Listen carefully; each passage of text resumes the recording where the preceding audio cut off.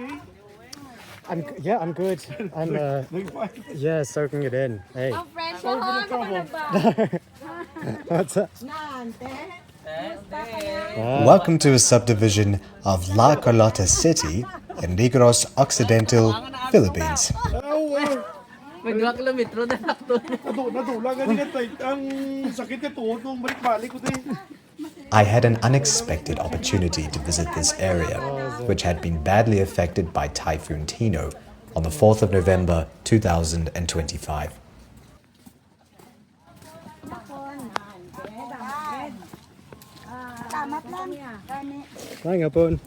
The area I'm walking through now was just one of many that experienced flash flooding as a result of the extreme winds and the unexpectedly high and intense rainfall. You see all these muds in from the houses. And everyone's belongings as well. Yeah, Crazy. it's all destroyed and mudded. Was it all that one day? Like the day of the typhoon? What? Was it all on that day of Yeah, the on that typhoon? day, on that day, on just one November 4. It's a good thing that happened on the daytime. Oh yeah, true. It was daytime, wasn't it? If it's nighttime, there'll be a lot of dead. Right. I'm just amazed how high it was. Yeah. So Yeah. There's no houses, no more houses anymore. There's the house over there. Oh, you go inside. You pass inside. this way? It's hard to tell, but you could see on some of the walls on some of the houses, or in some cases what's left of houses, the water level was about 1.5 to 2 meters high. You see the water level? What? Really? Whoa. This is a house of friend of ours. Don't you see the water level? Reach here. That is high. When we get here 2 days after, the mud is still this deep. Wow. You see the bed full of mud. Oh, this is.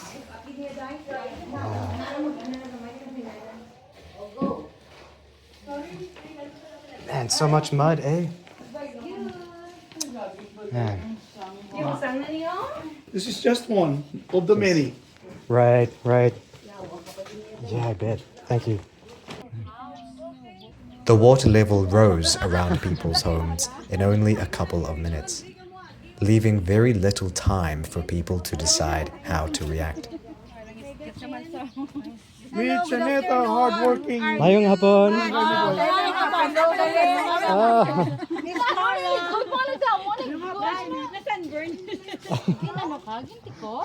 Even if the floods destroyed homes, took away many belongings, it certainly didn't destroy the Filipino spirit. Very difficult to dampen the Filipino spirit.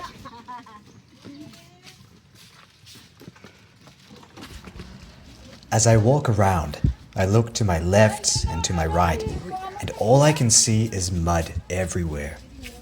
Much of this mud is from the very foundations of people's homes, mixed with debris swept through the village by the rushing floodwaters.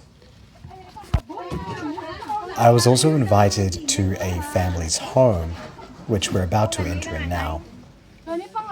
They had done an amazing job of cleaning over the past week since the flood had taken place. Okay. Because what you're looking at is really about a week or a week and a half after the floods took place. We walked through here on the 15th of November. Now this is the family's house. Inside I met the master of the house, who told me about his children, his son and his daughter, who were studying over in Iloilo, which is kind of the next island over, and that they played some musical instruments, including the violin and the guitar. He was really lovely to talk with and was also very proud of his children. Those dead trees were carried by the flood all the way from the mountain and washed out everything on its way. Right. And we're quite high up as well, eh? Where we're lower than It's lower. This is lower. It's a river down there. Oh, right. Oh, you see the house is all wrecked. Right.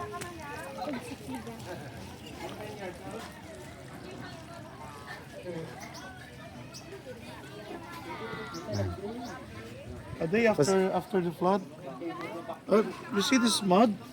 It all came out from the houses. Right. Yeah, these are just throw it outside. Just come up. Was there a lot of like plants here before? Yep. Or like, There's a fence. right. Oy, good afternoon naman. Ay, oh. Good afternoon. Mayong hapon. Good afternoon. Afternoon. I was accompanied by a lovely group of volunteers who were just helping out their community. So, how many people stay here? I don't have really the exact figure, but I guess around 2,000. Right. Okay, 3,000.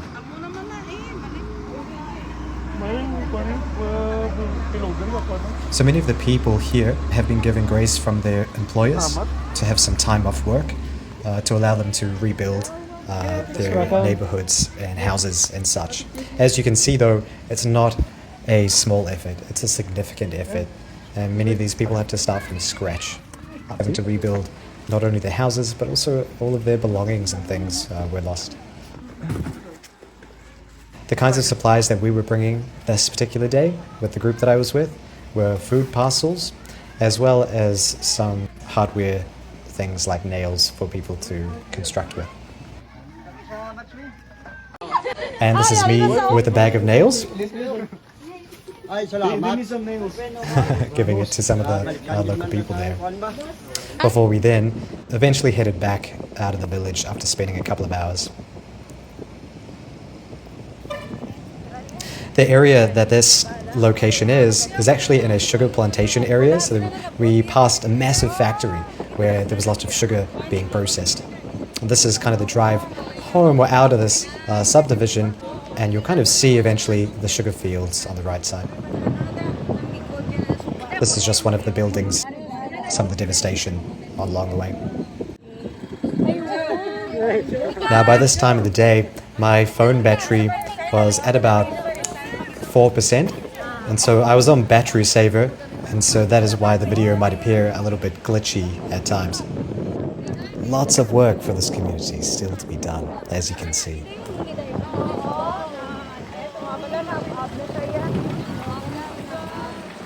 Now the whole reason that this day even came about was completely unexpected. I was or am a tourist in the Philippines. I will have stayed here for 2 months in total by the time I leave back to my home country of New Zealand. And for the majority of that time, I've spent it in Carlota City, very close to where this video is filmed, in Carlota City. Now the only reason I ended up helping here today was because of a conversation I had with my taxi driver. Now over here they call them Grab taxis, like Uber taxis, and this is my primary way of getting around. And a few days after the typhoon had happened, I was having a conversation with one of my Grab taxi drivers, and I was telling him how I feel so silly that I am living in this condo with power and with water. Meanwhile, I look over at the city and it's in complete darkness, and I read stories about people not even having access to water.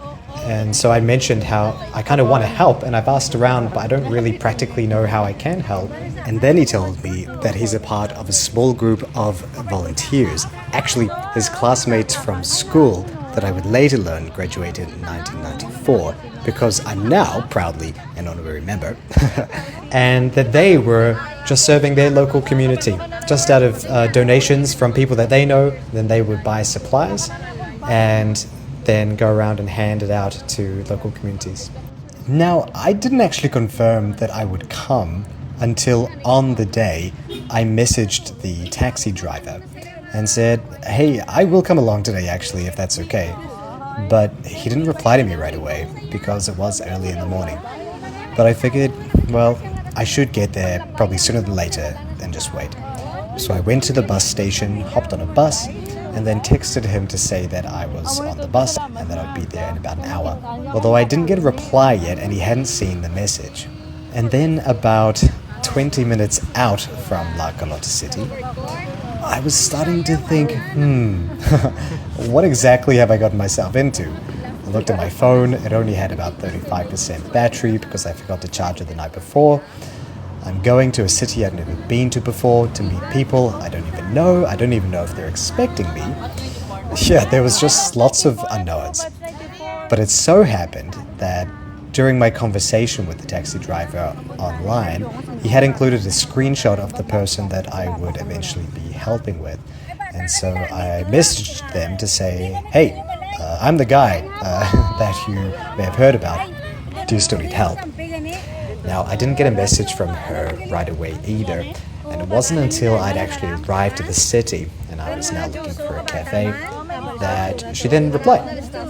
And she welcomed me to the city. She put me in touch with someone from the team who came and picked me up and looked after me until she eventually took me to the rest of the group.